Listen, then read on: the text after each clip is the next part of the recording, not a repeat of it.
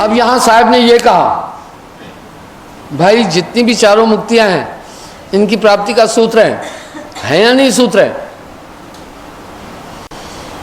स्वर्ग आदि लोगों की प्राप्ति का सूत्र है पुण्य, शुभ कर्म, और ब्रह्म लोक आदि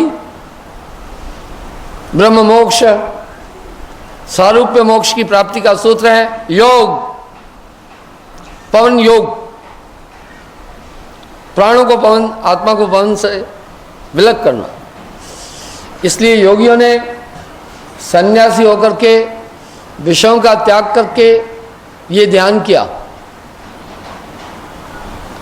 और सारूप्य मोक्ष के लिए सन्यास लेकर विश्व की सभी चीज़ों का त्याग करके अंतर्गम्य में जा करके और मुद्राएं, खेचरी मुद्रा में पहुंचना, दसम द्वार खोलना,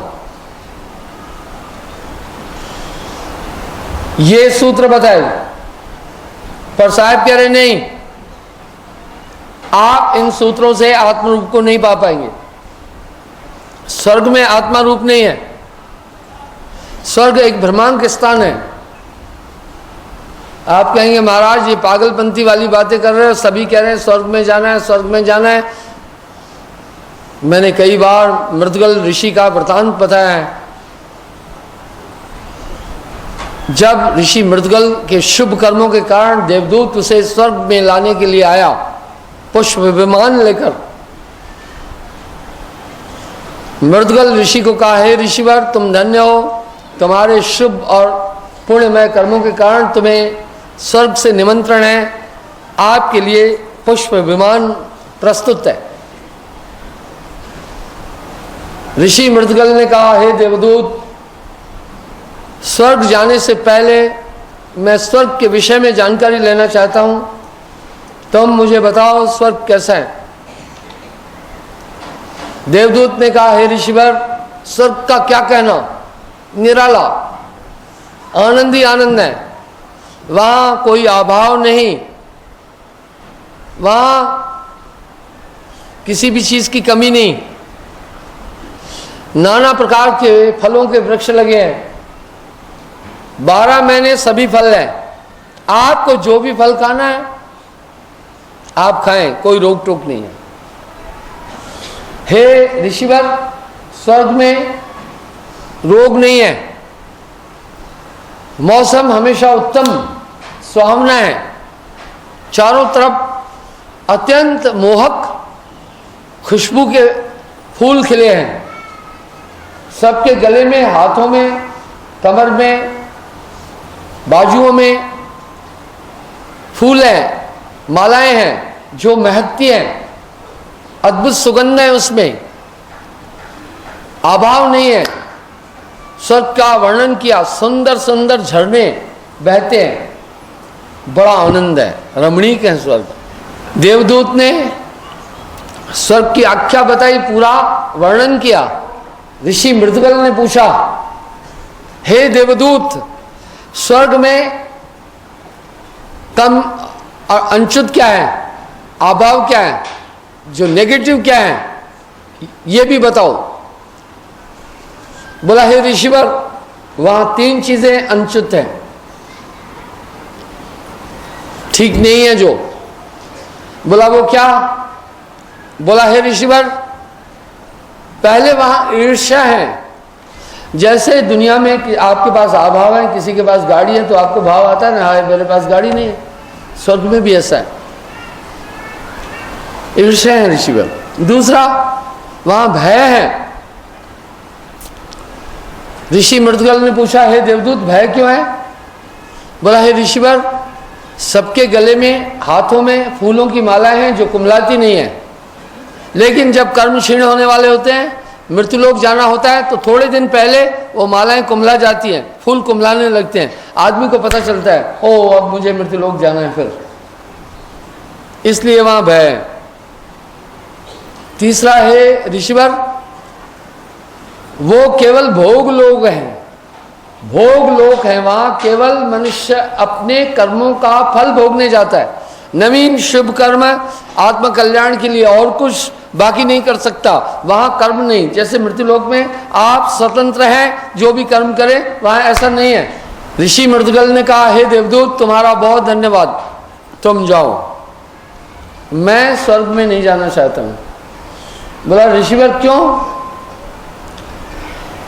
बोला हे देवदूत तुम्हारा स्वर्ग दोष युक्त है। पहले तो वहां खाना है, आपने कहा ना वहां जो भी फल खाओ, इसका मतलब आत्मा है ही नहीं। जब कुछ खाया जा रहा है इसका मतलब है सही आत्म रूप नहीं, आत्मा खाने पीने से परे, अज्ञान है वहां। मैं तो आत्मज्ञान चाहता हूं, आत्मलोक चाहता हूं। हे देवदूत, फिर वहां ईर्ष्या, जहां ईर्ष्या है वहां कल्याण कैसा? वहां ईर्ष्या है।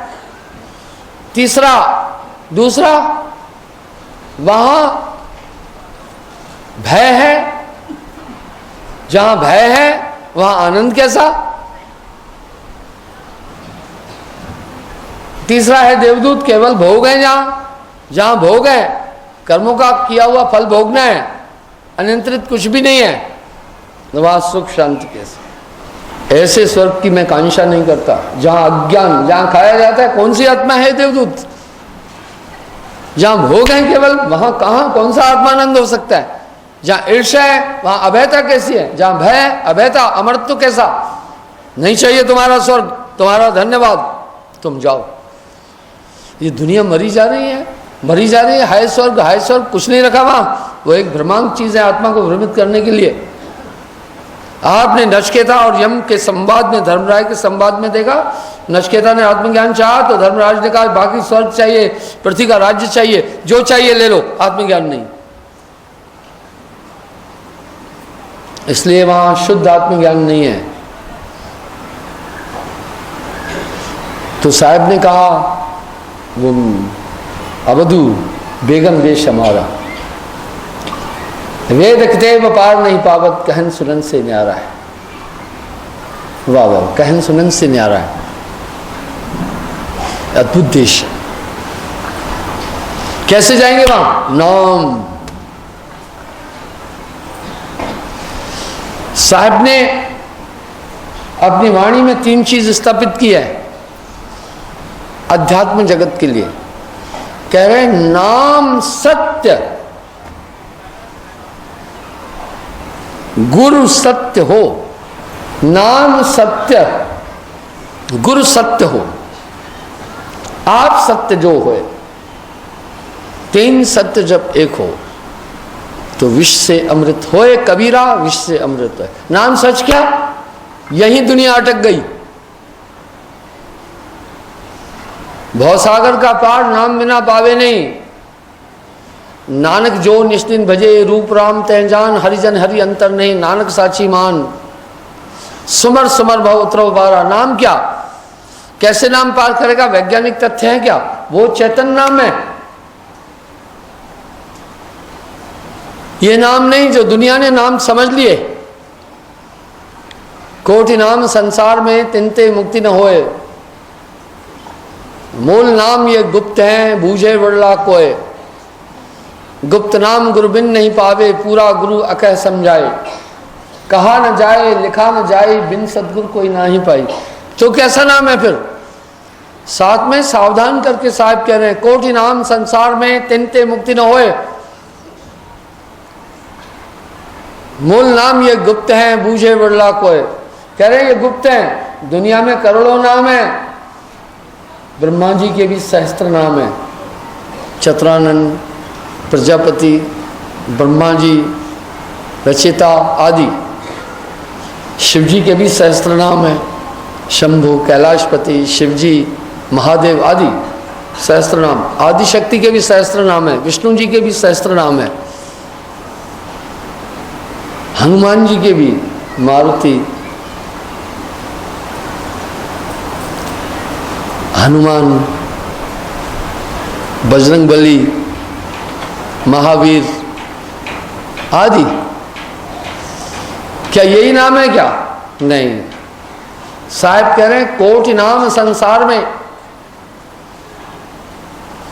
कोटि नाम संसार में तिनते मुक्ति न होए। दुनिया में करोड़ों नाम है भाई, इनसे मुक्ति नहीं होने वाली। मूल नाम ये गुप्त है, जानने वाला को है। कैसा है गुप्त नाम? कहा न जाए लिखा न जाई, बिन सदगुरु कोई ना ही पाई। कह रहे भाई वो नाम कहा नहीं जा सकता, लिखा नहीं जा सकता, बिना गुरु के नहीं मिलेगा। अकह नाम गुरु बिन नहीं पाए, पूरा गुरु अकह समझाए। वो क्या करता है? एक दिव्य चेतना है जो गुरु आपके अंदर सृजित कर देगा। जब वो चेतना आती है तो क्या इससे लाभ मिलता है? मन की पूरी पूरी क्रियाएं समझ में आती है। इसलिए गुरु 11वां द्वार खुलता है। 10वां द्वार खुलने से तो आपको कई रहस्य मिलेंगे, लेकिन 10वां द्वार खुलने से मन और अंदर के विकार ठीक से नहीं समझ में आएंगे। ऋषि मुनि योगेश्वर लोगों को देखो, इन विरोधी शक्तियों ने नचाया, पर नानक संत अकाल सदाएं। जब ये 11वां द्वार सुरती के अंदर है, ये खुलता है, तब जाकर के अपने अंदर रहने वाले मत्सर ये समझ में आएंगे, आत्म तत्व समझ में आ जाएगा। गुरु ने आत्म रूप लखायो, गुरु संजीवन नाम बताए। ये नाम क्या करेगा? तब पूरी अंदर की कहानी समझ में आएगी। तभी आप काम समझ पाएंगे, क्रोध को समझ पाएंगे, लोभ को समझ पाएंगे, मोह को समझ पाएंगे, अहंकार को समझ पाएंगे, विकारों को समझ पाएंगे, अंदर में रहने वाले मत्सर और शत्रुओं को। तभी आप समझ पाएंगे। कह रहे सतगुरु कबीर है, नाम बिना सोनी शरीर, जागट नाम न संचरे तिसको जान मशान, जैसे खाल लोहार की सांस लेत बिन प्राण। नाम बिना सब बित सोहीना। हर तरह आदमी हीन है जब तक उसके अंदर नाम की ताकत नहीं आएगी। वो परम चेतन ताकत है। जब वो गुरु सुरती को जगाता है, आत्मा को चेतन करता है, फिर क्या होता है?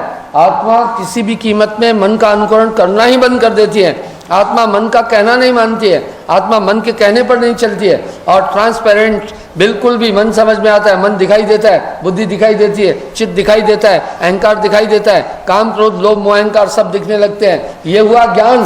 गुरु बिन ज्ञान न उपजे, कोटिन करे उपाय। ये ज्ञान कोई किताबों का ज्ञान नहीं है, ज्ञान जानने को कहते हैं। बस वो जानकारी प्राप्त हो जाती है। गुरु सजीव नाम देता है, जिसके बल से अंतःकरण प्रकाशित हो जाता है। इसलिए सर्वगुण निर्गुण भक्तियों से परे, साहब ने कहा पूर्ण सदगुरु आपको संसार सागर से पार कर देगा। ये पद्धति साहब ने स्थापित की। इस समय संतत्व की धारा करने वाले कमाई भी बोल रहे हैं। ये भ्रमांक और दूषित संत मत। साहब तो कह रहे हैं ना कुछ किया ना कर सका, ना करने जोग शरीर, जो कुछ किया सो साहिब किया, और भयो कबीर कबीर। वाह! कह रहे हैं भयो कबीर कबीर। एक चीज थी, एक टाइम पर कुछ लोगों ने मेरा घोर विरोध किया। अभी वो मुझे फॉलो कर रहे हैं बड़ी चालाकी से। आप उनका सत्संग जो पहले का है वो सुनना, डिफरेंट है।